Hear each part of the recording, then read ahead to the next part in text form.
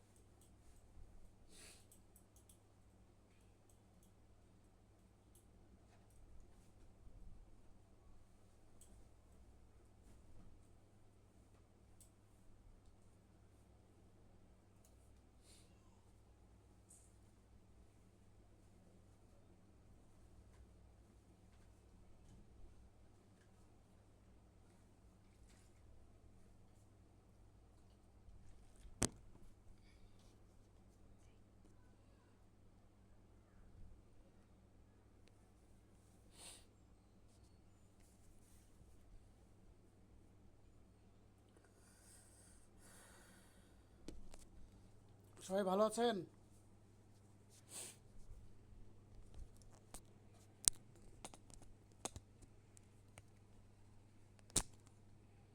জি আলহামদুলিল্লাহ ভাই ভালো আছি। আপনি কেমন আছেন? হ্যাঁ, আলহামদুলিল্লাহ ভালো আছি।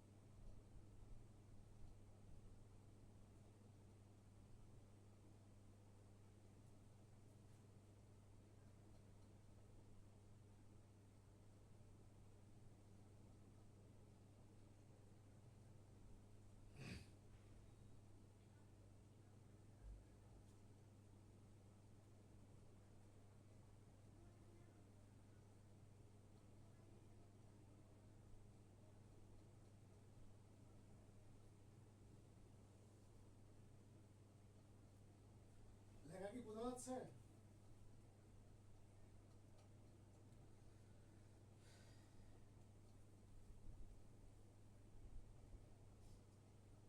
জি স্যার।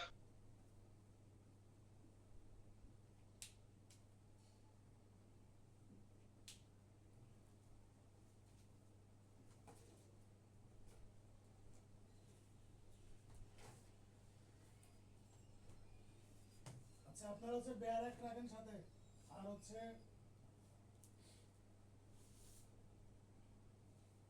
ক্যামেরাটা মনে হয় একটু দূরে নিলে বেশি ভালো করে বোঝা যেত। আর একটু দূরে নিলে। হ্যাঁ। এখন কি বোঝা যাচ্ছে না ক্লিয়ার?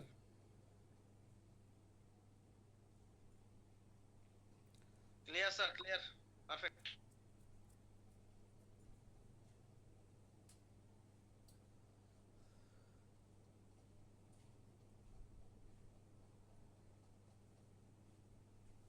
লাস্ট আমরা কত ধরা পড়াইছিলাম বলুন তো?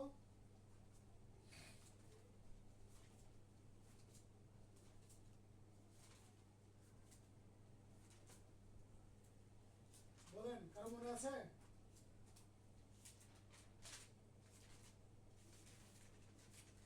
399। 399।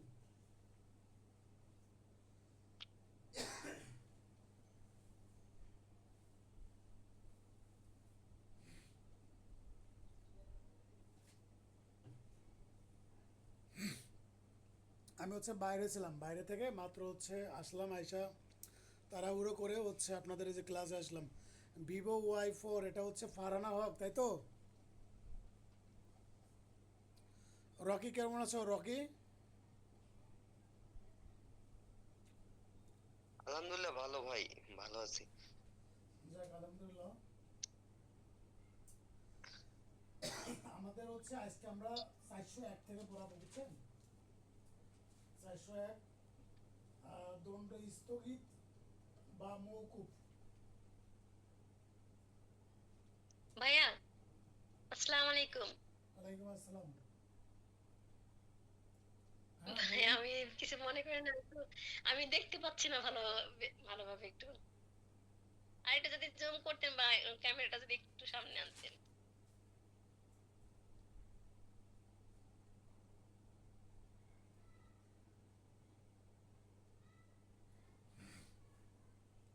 একজন বলছে যে ক্যামেরাটা পিছনে নেওয়ার জন্য, বুঝছেন?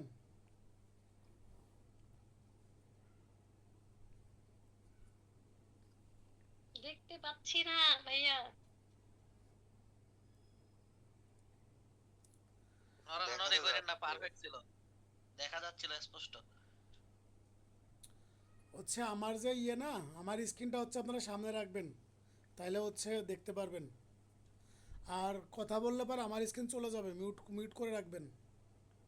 ফারহানা হক, আপনি মোবাইলটা ঘুরায় নেন, ভাইয়া ভাইয়া, মোবাইলটা ঘুরায় নেন, ঠিক আছে? দেখেন,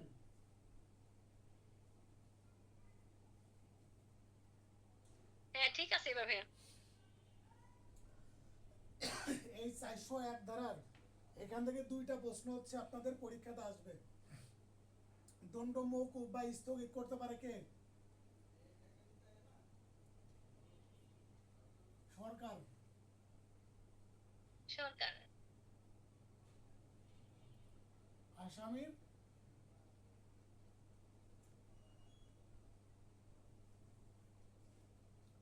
সম্মতি ব্যতীত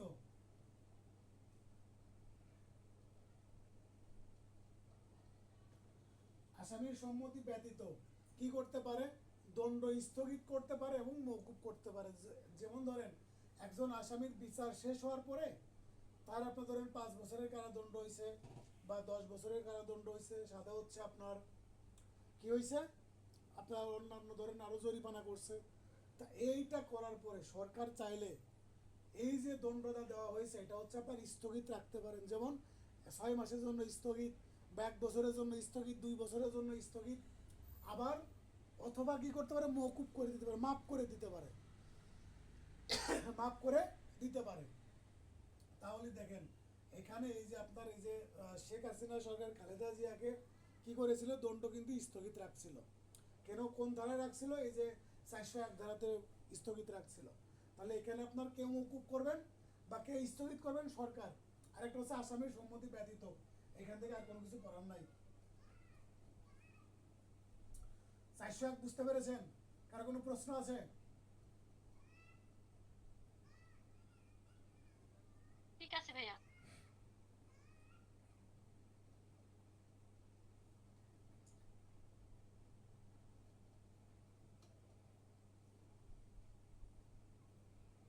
তারপর দেখেন,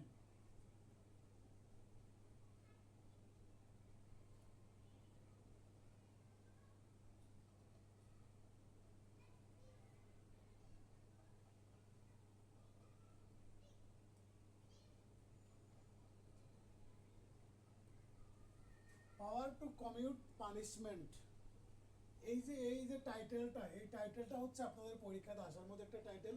এই জন্য হচ্ছে আমি এই টাইটেলটা লিখলাম। দণ্ড রদ বোতল করাকে বলা হচ্ছে কমিউট, কমিউট, ঠিক আছে? যেমন ধরেন, সরকার করবেন অবশ্যই আসামির সম্মতি ব্যতীত। এটা হচ্ছে সরকার যে কোনো সময় দণ্ড দেওয়ার পরে বা শাস্তি দেওয়ার পরে যে কোনো সময় কি করতে পারে? যেমন ধরেন রদ বদল, এখানে একটা কথা আছে,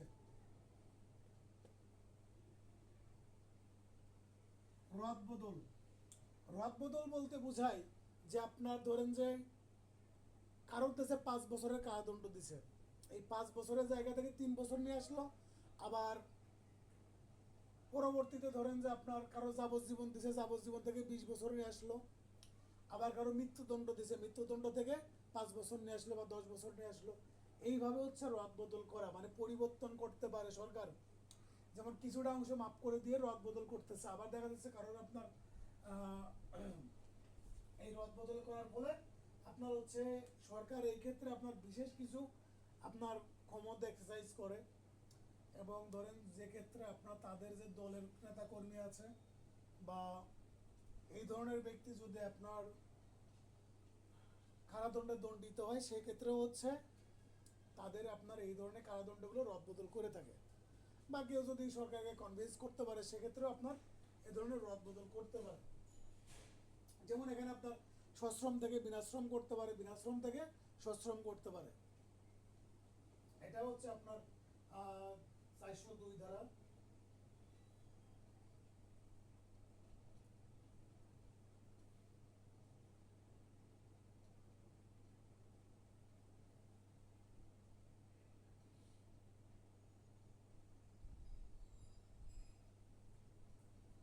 আবার এই যে 402 ক ধারাতে বলতেছে রাষ্ট্রপতি,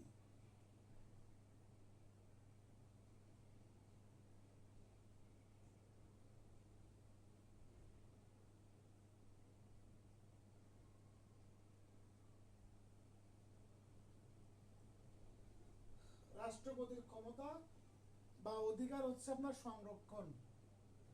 এই 402 কতে আপনার যে রাষ্ট্রপতির যে ক্ষমতা আছে 49 ধারাতে, 49 আর্টিকেলে সংবিধানের, এইটা তারপরে হচ্ছে আপনার দণ্ডবিধিতে আপনার যে ক্ষমতা আছে, এই ক্ষমতাগুলো আপনার কি হবে, এই 401 এবং 402 ধারা অনুযায়ী কোনোভাবেই কি হবে না, রাষ্ট্রপতির ক্ষমতাকে আপনার ভায়োলেট করবে না। রাষ্ট্রপতির যে ক্ষমতা, ক্ষমা প্রদর্শনের ক্ষমতা, দণ্ড কমানোর যে ক্ষমতা, এই ক্ষমতাগুলো আপনার এই যে 402 ক ধারাতে কি করা হয়েছে, সংরক্ষণ করা হয়েছে। তাহলে এই সরকার যে আপনার যে ক্ষমতা পরিবর্তন করবে, এই পরিবর্তনের সাথে রাষ্ট্রপতির যে আপনার ক্ষমতা হচ্ছে পরিবর্তন বা মওকুফ করা, বাতিল করার যে ক্ষমতা আছে, সেটা কখনোই সাংঘর্ষিক হবে না। সরকারের একটা ক্ষমতা, একটা হচ্ছে রাষ্ট্রপতির ক্ষমতা, এটা মাথায় রাখবেন। তাহলে সরকার আপনার কি করবে না, রাষ্ট্রপতির ক্ষমতায় কখনো হস্তক্ষেপ করবে না। এটা হচ্ছে 401 আর 402, 402 এর ক। এটা হচ্ছে আপনার খুবই সিম্পল একটা ধারা, এই 2-3টা ধারা, এটা আপনারা একটু ভালো করে পড়ে রাখবেন, জাস্ট এমসিকিউ মানে আকারে আর কি, খুব বেশি পড়া লাগবে না। তারপরে চলে যাব হচ্ছে আপনার গুরুত্বপূর্ণ একটা ধারাতে। আপনারা কি আমার কথা ক্লিয়ার শুনতে পাচ্ছেন? জি স্যার। মানে সাউন্ড ক্লিয়ার কিনা? ভাইয়া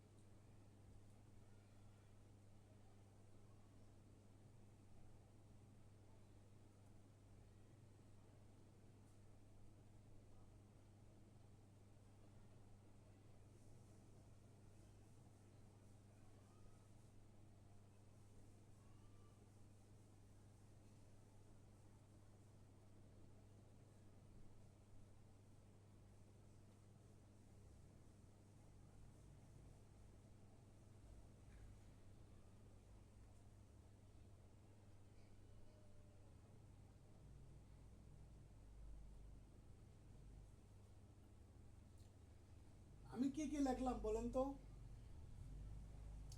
ডাবল জিওপ্যাটি, ট্রায়াল ট্রাইস, নামা ডিবেট, বিক্স বেকজারি, আর লিখলাম দোবারা দোষ। দোবারা দোষ এটার মানে কি দাঁড়ায়? দেখেন, এই যে 403 ধারা, এটা হচ্ছে খুবই একটা গুরুত্বপূর্ণ একটা ধারা, খুবই গুরুত্বপূর্ণ।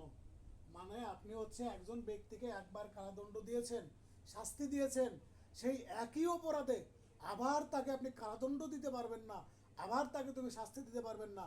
যেমন ধরেন ফারহানা হক হচ্ছে আপনার নওরিনের বাসায় একবার চুরি করেছিল, চুরি করার কারণে আদালত তাকে আপনার 1 বছরের কারাদণ্ড দিল। এই 1 বছরের কারাদণ্ড দেওয়ার পরে এই 2026 সালে 1 বছরের কারাদণ্ড দিয়েছে এই আপনার নওরিন আপার ফারজানা হকের বিরুদ্ধে 2030 সালে ওই একই চুরির বিষয়ে মামলা করেছে। তাহলে মামলাটা কি হবে বলেন তো? মামলাটা কি হবে? মামলাটা খারিজ হয়ে যাবে। মামলাটা খারিজ হ্যাঁ, হয়ে মামলা যাবে। খারিজ হয়ে- ফারহানা হক কেন খারিজ হবে মামলা বলেন?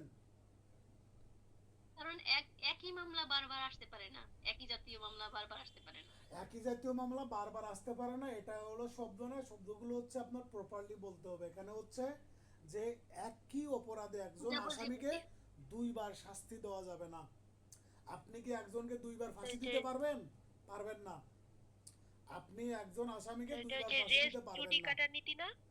জি হ্যাঁ হ্যাঁ, রেস চুরি কাটার নীতি। হ্যাঁ, হ্যাঁ। দোবারা দোষ।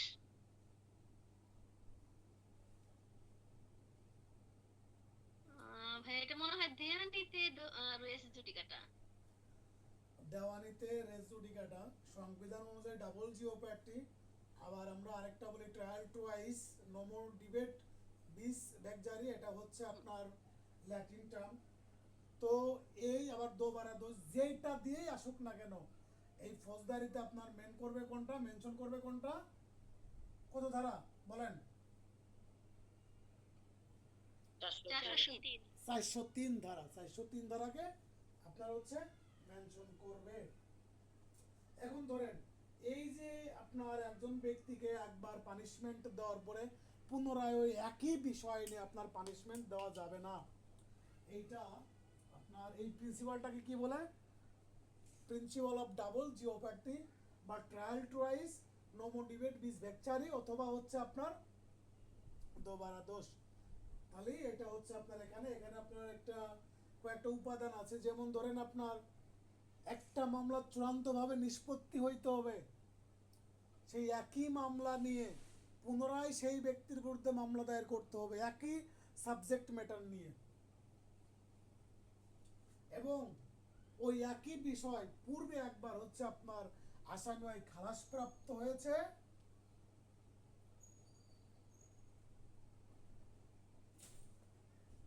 অথবা আদালত তাকে দণ্ড দিয়েছে, যে কোনো একটা হচ্ছে পূর্বে এভাবে নিষ্পত্তি করতে হবে।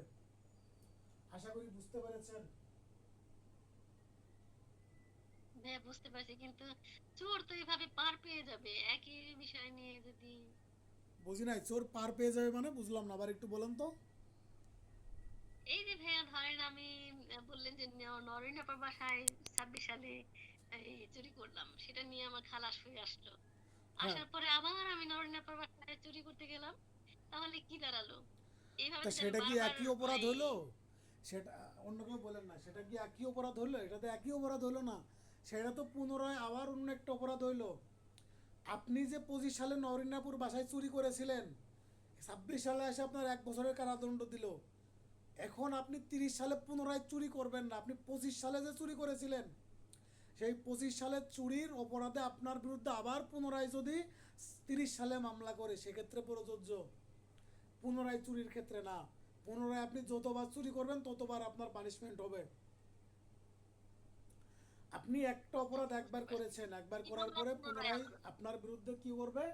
আপনার বিরুদ্ধে যদি মামলা করে সেই একই বিষয় নিয়ে আর পুনরায় মামলা করতে পারবে না। কিন্তু আপনি 25 সালে একবার চুরি করলেন, 26 সালে একবার চুরি করলেন, 28 সালে একবার চুরি করলেন, প্রত্যেকবার চুরির জন্য পৃথক পৃথকভাবে আপনার বিরুদ্ধে চার্জ গঠন হবে বা বিচার হবে।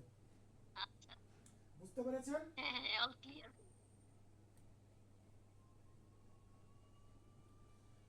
এখন এই যে যে আপনার দোবারা দোষ বা হচ্ছে আপনার এই ডাবল জিওপ্যাটি, এটা কিন্তু শুধুমাত্র খালাস এবং দণ্ডপ্রাপ্তর ক্ষেত্রে প্রযোজ্য হবে, কিন্তু আপনার বিরুদ্ধে যদি আপনাকে যদি অব্যাহতি দেয় সেক্ষেত্রে কিন্তু প্রযোজ্য হবে না। এটা কিন্তু মাথায় রাখবেন। অব্যাহতি হচ্ছে আপনার 203 ধারাতে অব্যাহতি দেয়, তারপরে হচ্ছে আপনার আরও অন্য 200 ধারাতে অব্যাহতি দেয়, আবার 241-42-এ দেয়। এই যে আপনার যে অব্যাহতিগুলো আছে, এই অব্যাহতির ক্ষেত্রে প্রযোজ্য নয়, কারণ একবার অব্যাহতি দিলে পুনরায় ওই বিষয় নিয়ে মামলা দায়ের করা যায়, রিভিশন অথবা মামলা দায়ের করা যায়। সেক্ষেত্রে আপনার এই অব্যাহতির ক্ষেত্রে প্রযোজ্য না। এটা শুধুমাত্র দণ্ড অথবা খালাস প্রদান করলে আপনার এই ডাবল জিওপ্যাটি ব্যবহার করা যাবে। বুঝতে পেরেছেন? হ্যাঁ হ্যাঁ, বুঝতে পারছি ভাইয়া। হ্যাঁ, ঠিক আছে।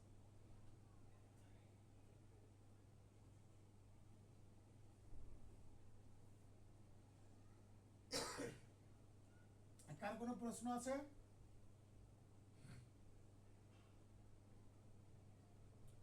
কার কোনো প্রশ্ন আছে? আপনারা ক্লাস বুঝতে পারতেছেন?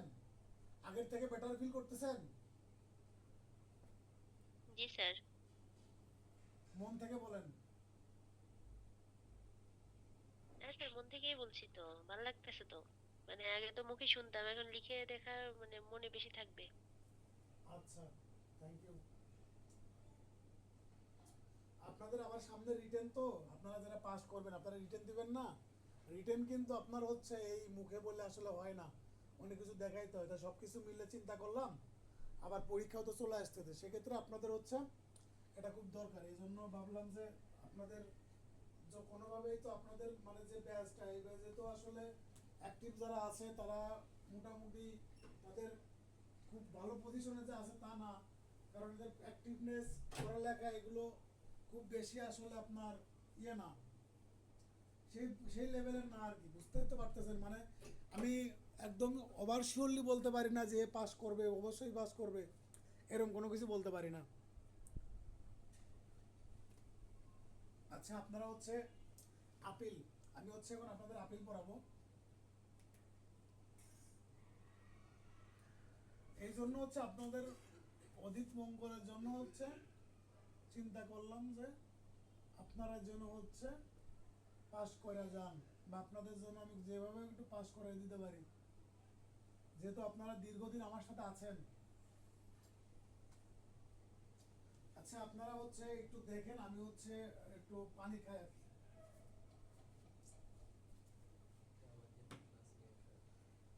হুম?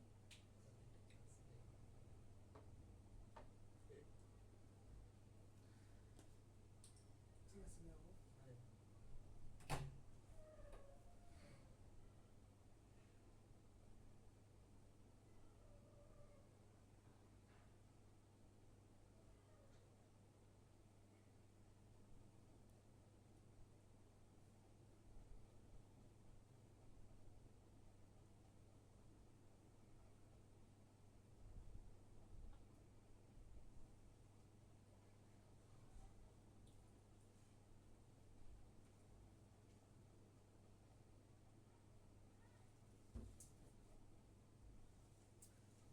হাসনাত আব্দুল্লাহকে চিনেন আপনারা? জি ভাইয়া। হাসনাত আব্দুল্লাহ হচ্ছে একটা টি শার্ট আছে বুঝছেন, ইউনিভার্সিটির। তা ও যখন আন্দোলনে গিয়েছিল তখন ওই টি শার্টটা পরে হচ্ছে আন্দোলনে গিয়েছিল, আবার সংসদে শপথ নিয়েছে আপনার সেই একই টি শার্ট পরে, মানে জার্সি পরে। তা আমার এই জার্সিটা হচ্ছে ইউনিভার্সিটির। তা আমি তো আর হাসনাত আব্দুল্লাহ না, হাসনাত আব্দুল্লাহ হচ্ছে আমাদের ব্যাচেরই, মানে আমাদের ফ্রেন্ড আর কি। তা ওরা তো এখন অন্য লেভেলের মানুষ। তা আমার এটা হচ্ছে আরও এই আপনার 2022 সালের টি শার্ট, অনেক আগের আর কি, ক্রিকেট ক্লাব থেকে দিয়েছিল। আরও কয়েকটা টি জার্সি আছে। এই ইউনিভার্সিটির জার্সি হচ্ছে একটা আসলে আবেগের জায়গা বুঝছেন, বা ইউনিভার্সিটি বা আপনারা যখন এইচএসসি যে ব্যাচ থাকবে, ওই ব্যাচ থেকে হচ্ছে যখন আপনারা টি শার্ট পাবেন, সেটা কিন্তু অনেক মূল্যবান একটা টি শার্ট। ঠিক আছে, ওইগুলো আপনারা সবসময় সংরক্ষণ করার চেষ্টা করবেন বা রাখা দিবেন।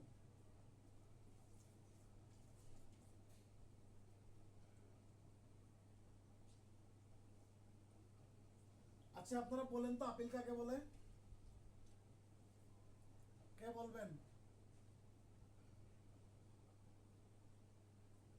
নিম্ন আদালতের সিদ্ধান্ত যদি আহ, মানে সন্দেহজনক হয় বা উম, প্রয়োজন মনে করে যে না এই আপিল আমি মেনে আমি এই রায় মেনে নিচ্ছি নিম্ন না, আদালতের তাহলে নিম্ন সে আদালতের উচ্চ আদেশ কি করে সন্দেহ করে? আর কেউ বলেন। তা নিম্ন আদালতের রায়ের যে সংক্ষুব্ধ ব্যক্তি হচ্ছে গিয়ে উচ্চ আদালতে মানে বিচারের জন্য আপিল করে। এই যে রায় আমি হচ্ছে সন্তুষ্ট না, এজন্য সে হচ্ছে কি করে তার হ্যাঁ, পক্ষে নেওয়ার নিম্ন জন্য আপিল করে আদালতের কোনো পুনর্বিবেচনার জন্য। দণ্ড, আদেশ, খালাস বা রায় হ্যাঁ, দণ্ড, এর আদেশ, বিরুদ্ধে খালাস, যদি কোনো রায় ইত্যাদি। ব্যক্তি সংক্ষুব্ধ হয়, তাহলে উচ্চ আদালতে যে আপনার আবেদন করে বা দাবি করে আইনগত প্রশ্নে বা ঘটনাগত প্রশ্নে, তাহলে সেটাকে আমরা কি বলবো? আপিল বলবো। ঠিক আছে, এখন আপিল করা যায় উচ্চ আদালতে, নিম্ন আদালত থেকে উচ্চ আদালতে আপিল দায়ের করা যায়।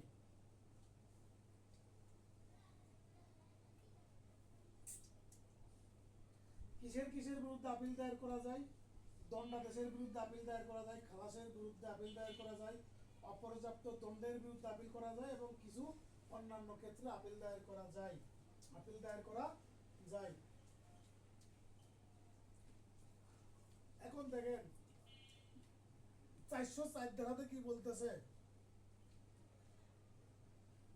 ধারা 404,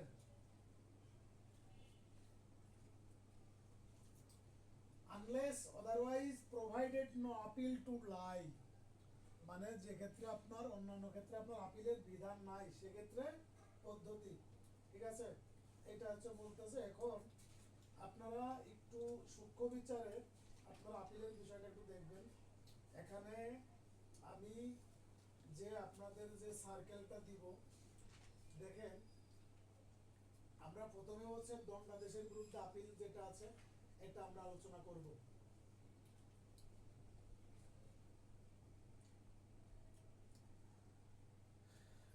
দণ্ডাদেশের বিরুদ্ধে আপিলের যে বিধান আছে সেটা হচ্ছে আমরা আলোচনা করব। এখন দেখেন, যদি কোনো প্রথম শ্রেণীর ম্যাজিস্ট্রেট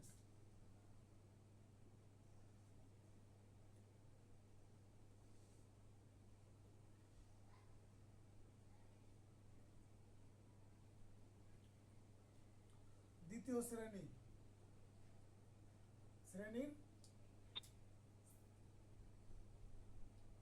ম্যাজিস্ট্রেট যদি কোনো আদেশ দেয়, তাহলে কার কাছে আপিল করবেন? প্রথম শ্রেণীর ম্যাজিস্ট্রেট, আদালত। দ্বিতীয় শ্রেণীর ম্যাজিস্ট্রেট। দায়রা আদালত। এগুলো এই প্রথম শ্রেণীর ম্যাজিস্ট্রেট, দ্বিতীয় শ্রেণীর ম্যাজিস্ট্রেট বলতে কোন এলাকার ম্যাজিস্ট্রেট বোঝায়? মেট্রোপলিটন এরিয়ার মধ্যে নাকি বাইরে? বাইরে। মফস্বলে মেট্রোপলিটন ভাইয়া, এরিয়ার বাইরের যে ম্যাজিস্ট্রেট গুলো আছে সেগুলোকে বোঝায়। মহানগরের এই বাইরে। যে আপনার এই মেট্রোপলিটন এরিয়ার বাইরে যে ম্যাজিস্ট্রেট গুলো আছে, প্রথম শ্রেণীর ম্যাজিস্ট্রেট, দ্বিতীয় শ্রেণীর ম্যাজিস্ট্রেট, এই ম্যাজিস্ট্রেট যদি কোনো আদেশ প্রদান করে, সেই আদেশের বিরুদ্ধে আপনার কি করতে হবে? আপিল করতে হবে। কার নিকট? দায়রা আদালতে ভাইয়া। চিফ জুডিশিয়াল ম্যাজিস্ট্রেটের নিকট। চিফ জুডিশিয়াল ম্যাজিস্ট্রেটের নিকট। ও হ্যাঁ হ্যাঁ, তাই তো।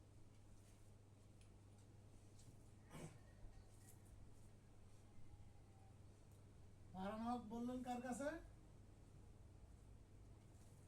ভাইয়া আমি বলছিলাম দায়রা দায়রা আদালতে। জজের কাছে। দায়রা। এটা হচ্ছে আমরা এখন দণ্ডাদেশের বিরুদ্ধে কি করতেছি? আপিল দায়ের করতেছি। দণ্ডাদেশের বিরুদ্ধে আপিল। আপনার যদি প্রথম শ্রেণীর ম্যাজিস্ট্রেট হয়, দ্বিতীয় শ্রেণীর ম্যাজিস্ট্রেট হয়, সেক্ষেত্রে আপিল দায়ের করতে হবে কার কাছে? চিফ জুডিশিয়াল ম্যাজিস্ট্রেটের কাছে। চিফ জুডিশিয়াল ম্যাজিস্ট্রেটের কাছে দণ্ডাদেশের বিরুদ্ধে। তারপরে দেখেন, এটা আপনার বলা আছে হচ্ছে 407 ধারাতে। 407 ধারাতে। তারপরে দেখেন, যুগ্ম দায়রা জজ ও প্রথম শ্রেণীর ম্যাজিস্ট্রেট কর্তৃক দণ্ড প্রদত্ত দণ্ডাদেশের বিরুদ্ধে আপিল। এখন এক্ষেত্রে আপনার আপিল দায়ের করতে হবে দায়রা জজের নিকট। তবে শর্ত থাকে যে যুগ্ম দায়রা জজ 5 বছরের অধিক কারাদণ্ড দিলে বা প্রথম শ্রেণীর ম্যাজিস্ট্রেট পেনাল কোড বা আপনার এই দণ্ডবিধির হচ্ছে 124 ক এর অধীন কোনো দণ্ড যদি দেয় সেক্ষেত্রে আপিল দায়ের করতে হবে হাইকোর্টের নিকট। এখন আপনারা দেখেন এই যে যে বিধানটা এখানে দেওয়া আছে সেটা হচ্ছে আপনার যুগ্ম দায়রা জজ বা প্রথম শ্রেণীর ম্যাজিস্ট্রেট। এখানে যে আপনার এখানে দ্বিতীয় শ্রেণী অথবা তৃতীয় শ্রেণীর ম্যাজিস্ট্রেট হবে, দ্বিতীয় শ্রেণী অথবা তৃতীয় শ্রেণীর ম্যাজিস্ট্রেট। চিফ জুডিশিয়াল ম্যাজিস্ট্রেট আর প্রথম শ্রেণীর ম্যাজিস্ট্রেট তো হ্যাঁ সেম। স্যার, এই জন্যই তো মানে আমাদের গুলাই গেছে। আমরা তো প্রথম শ্রেণী ম্যাজিস্ট্রেট চিন্তা করতেছি যে সে তো চিপের ক্ষমতাই প্রাপ্ত। হ্যাঁ হ্যাঁ হ্যাঁ, মানে আপনারা কিন্তু আমাকে ধরাই দিতে পারেন না, এটা হলো আপনাদের ব্যর্থতা, আমার কিন্তু কোনো ব্যর্থতা নাই।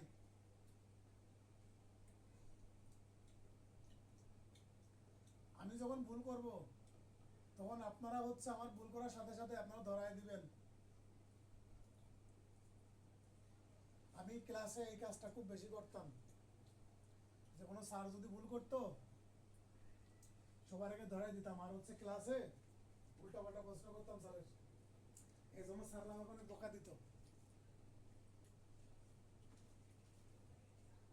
এটা কিন্তু হচ্ছে আপনার এই ইসে কলেজ টাইমে আর কি, এটা কিন্তু হচ্ছে আপনার ইউনিভার্সিটিতে ওঠার পরে না, কিন্তু আমরা কলেজ টাইমে আর কি একটু দুষ্টুমি করতাম এবং বকা দিত। তারপর হচ্ছে এটাও জানেন যে আমি কিন্তু আমার কলেজ থেকে শুধুমাত্র আমি একাই এ প্লাস পেয়েছিলাম 2016 সালে যখন এইচএসসি দিয়েছিলাম। আপনার প্রায় 600 স্টুডেন্টের মধ্যে আমি একা পেয়েছিলাম এ প্লাস। দুষ্টু থাকলেও পড়ালেখা করতাম একটু। হ্যাঁ, তাহলে এখানে দেখেন দ্বিতীয় শ্রেণীর ম্যাজিস্ট্রেট আর তৃতীয় শ্রেণীর ম্যাজিস্ট্রেট যদি কোনো আদেশ দেয় সেই আদেশের বিরুদ্ধে আপনার আপিল দায়ের করতে হবে চিফ জুডিশিয়াল ম্যাজিস্ট্রেটের কাছে। তারপরে দেখেন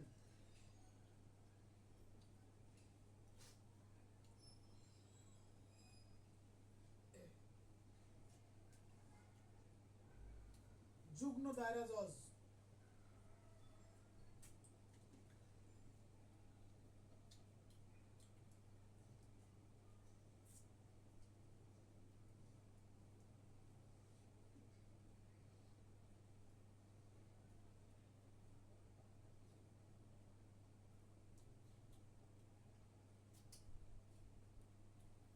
এই যে আপনার যুগ্ম দায়রা জজ বা প্রথম শ্রেণীর ম্যাজিস্ট্রেট যদি কোনো দণ্ড দেয় তাহলে আপিল করতে হবে কার কাছে? দায়রা জজের কাছে। দায়রা জজের কাছে। আর যদি আপনার অতিরিক্ত দায়রা জজ যদি কোনো আদেশ দেয় তাহলে আপিল করতে হবে কার কাছে বলেন তো? হাইকোর্ট। হাইকোর্টে। অতিরিক্ত দায়রা জজ যদি কোনো আদেশ দেয়, আপনারা জানেন যে অতিরিক্ত দায়রা হাইকোর্টে। জজ হচ্ছে আপনার দায়রা জজের সমপরিমাণ ক্ষমতা তার। সমান। তো যখন দায়রা জজ আর হ্যাঁ। অতিরিক্ত দায়রা জজের আদেশ দুইটা হচ্ছে একই, তো অতিরিক্ত দায়রা জজ যখন আপনার কোনো আদেশ দিবে সেটা দায়রা জজের সমান হবে, ক্ষমতা হবে, সেক্ষেত্রে হচ্ছে আপনার হাইকোর্টে যাইতে হবে। আর এখানে দেখেন অ্যাপিলেট ডিভিশনে, জি আপিল বিভাগে। আপিল বিভাগে আপনি প্রথমে যাইতে পারেন, সে ক্ষমতা আছে আপনার? না না না, আগে হাইকোর্টে যেতে হবে। হ্যাঁ, প্রথমে হচ্ছে হাইকোর্টে যাবেন, তারপর হচ্ছে হাইকোর্টের আদেশের বিরুদ্ধে তারপর যখন অ্যাপিলেট ডিভিশনে। এই যে আপনার যে দায়রা যুগ্ম দায়রা জজ আর হচ্ছে প্রথম শ্রেণীর ম্যাজিস্ট্রেট যদি কোনো আদেশ দেয় যে আদেশের আপনার কারাদণ্ড হচ্ছে 5 বছরের কম, 5 বছরের কম যদি হয় তাহলে দেবেন হচ্ছে কার কাছে? দায়রা জজের কাছে। আর যদি 5 বছরের অধিক হয়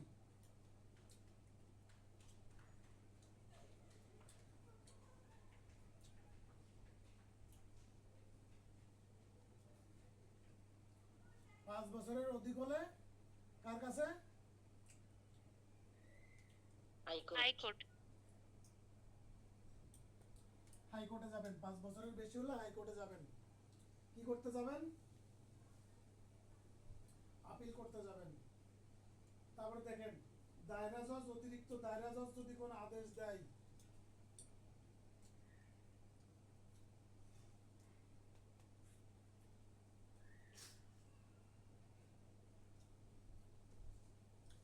ভাইয়া হাইকোর্টে, হাইকোর্টে কি মানে বিচার হয় কি হাইকোর্টে নাকি আপিল বিভাগে ভাইয়া?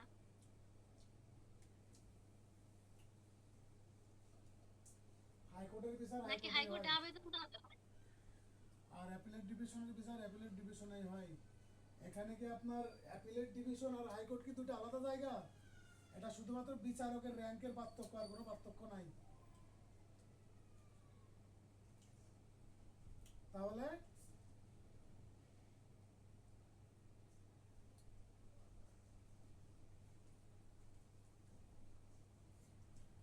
হাইকোর্টে যাবেন। তাহলে দায়রা জজ অথবা অতিরিক্ত দায়রা জজ যদি কোনো আদেশ দেয়, দায়রা জজ অতিরিক্ত দায়রা জজ কোন ধরনের আদেশ দিতে পারে বলেন তো? আইনে অনুমোদিত যে কোনো প্রকার দণ্ড দিতে পারে। কি দিতে পারে?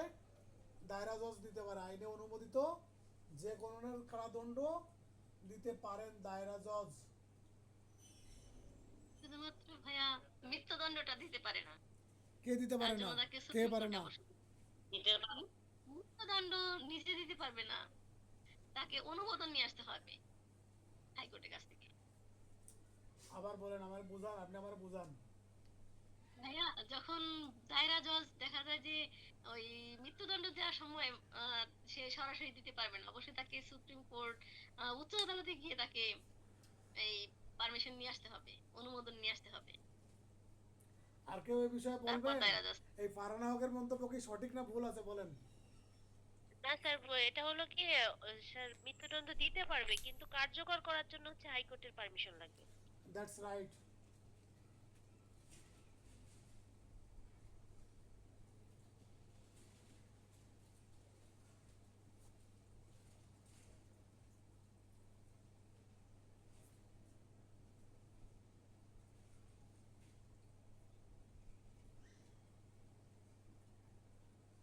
তারপরে দেখেন, আমরা এই যে যেটা লিখলাম, এখন দেখেন দ্বিতীয় শ্রেণীর ম্যাজিস্ট্রেট, তৃতীয় শ্রেণীর ম্যাজিস্ট্রেট, আর সরি, আর হচ্ছে তৃতীয় শ্রেণীর ম্যাজিস্ট্রেট চিফ জুডিশিয়াল ম্যাজিস্ট্রেটের নিকট, যুগ্ম দায়রা জজ প্রথম শ্রেণীর ম্যাজিস্ট্রেট দায়রা জজের নিকট।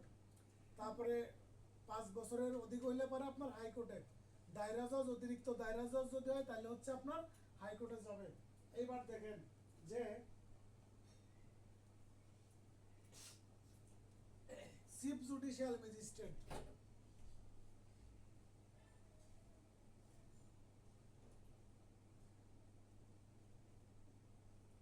চিফ মেট্রোপলিটন ম্যাজিস্ট্রেট,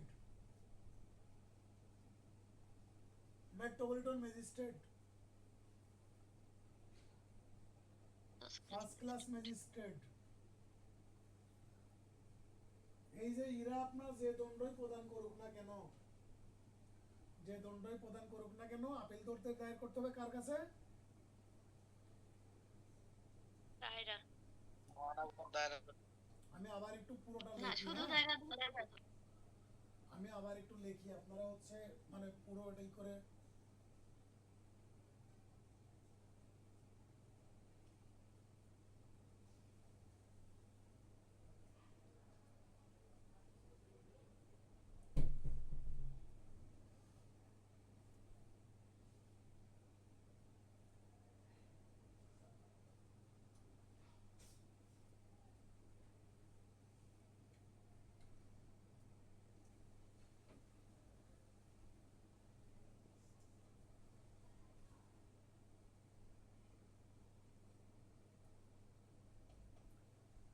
দেখেন যুগ্ম দায়রা জজ প্রথম শ্রেণীর ম্যাজিস্ট্রেট দায়রা জজের নিকট,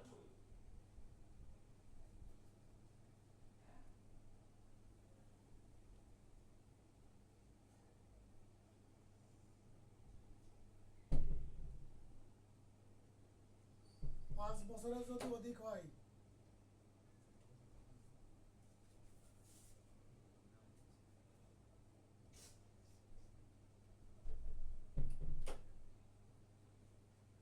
হাইকোর্ট।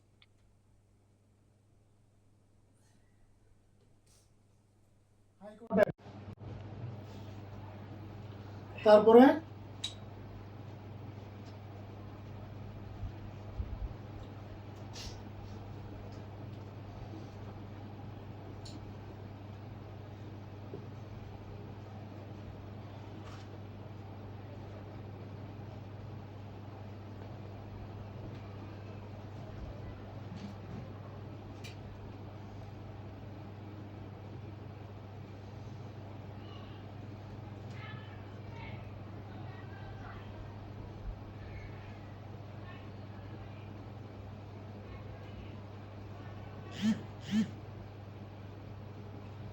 আপনারা কি আছেন না চলে গেছেন?